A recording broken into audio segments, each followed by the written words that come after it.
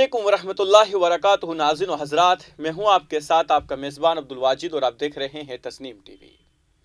गुज़िश्ता 25 दिसंबर को कर्नाटक के शिवमोगा शहर में हुए एक प्रोग्राम के दौरान हिंदू कारकुन की मौत के हादसे की ओर इशारा करते हुए भाजपा सांसद प्रज्ञा सिंह ठाकुर ने कहा कि हिंदुओं को उन पर और उनकी इज्जत पर हमला करने वालों को जवाब देने का हक है।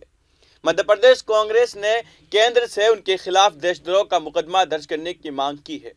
मध्य प्रदेश की दारुल हुकूमत भोपाल से सांसद ठाकुर ने एक मुतनाज़ बयान देते हुए हिंदुओं को अपने घरों में चाकुओं को धारदार बनाने को कहा है।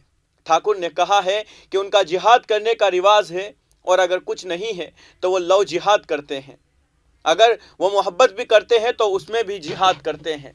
पहले आप ये वीडियो देखिए। इसलिए लव जिहाद करने वालों को लव जिहाद जैसा उत्तर दो। अपनी लड़कियों को सुरक्षित रखो, अपनी लड़कियों को संस्कारित करो, अपने घर में हथियार रखो। कुछ नहीं तो सब्जी काटने वाला चाकू जरा तेज रखो। स्पष्ट बोल रही हूं, स्पष्ट बोल रही हूं कि हमारे घरों में भी सब्जी काटने के लिए हथियार तेज होना चाहिए। उन्होंने चाकू से हमारे हर्षा को गोदा था, उन्होंने चाकू से हमारे वीरों को, हिंदू वीरों को, बजरंग दल के कार्यकर्ता, भाजपा के कार्यकर्ता, युवा मोर्चा के कार्यकर्ताओं को गोदा है, काटा है। तो हम भी सब्जी काटने वाले चाकुओं को जरा तेज रख लें, पता नहीं कब कैसा मौका आए। तो जब हमारा सब्जी अच्छे से कटेगी तो निश्चित रूप से दुश्मनों के मुंह भी और सिर भी अच्छे से कटेंगे।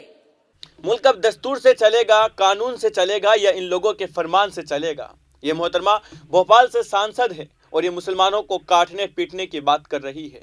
अभी तक इस पर कोई एक्शन नहीं लिया गया है। प्रज्ञा सिंह ठाकुर पर दहशतगर्दी का इल्ज़ाम है, बॉम्ब ब्लास्ट करने का इल्ज़ाम है, लेकिन जब भी कोर्ट के अंदर समाअत होती है तो ये मोहतरमा बीमारी का बहाना बना लेती है और अब ये मुसलमानों को काटने की बात कर रही है। और ये सिर्फ प्रज्ञा सिंह ठाकुर की बात नहीं है, आए दिन मुसलमानों को काटने पीटने की बात की जाती है। कभी कहा जाता है गोली मारो सालों को, कभी तलवारों से काटने की बात की जाती है, कभी मुसलमानों को कत्ले आम और जेनोसाइड करने की बात की जाती है। लेकिन ये समझ नहीं आता कि इन लोगों पर एक्शन क्यों नहीं लिया जाता, इन्हें दहशतगर्द क्यों नहीं कहा जाता, इन्हें आतंकवादी क्यों नहीं कहा जाता, इन्हें बैन क्यों नहीं किया जाता। अगर इसकी जगह कोई मुसलमान होता तो उसे गद्दार और आतंकवादी साबित कर दिया जाता। गोदी मीडिया चिल्ला चिल्ला कर उसे सलाखों के पीछे डलवा देती। खबर चलाना या डिबेट करना तो दूर की बात है, अभी तक किसी भी गोदी एंकर का एक ट्वीट भी नहीं आया है इस खातून के लिए। क्या मुल्क इन लोगों के फरमान से चलेगा? आपकी क्या राय है, हमें ज़रूर बताएं। तो फिलहाल की रिपोर्ट में बस इतना ही। मुझे दीजिए इजाज़त और आप देखते रहिए तस्नीम टीवी। आपके मेज़बान अब्दुल वाजिद के साथ। अल्लाह हाफिज़।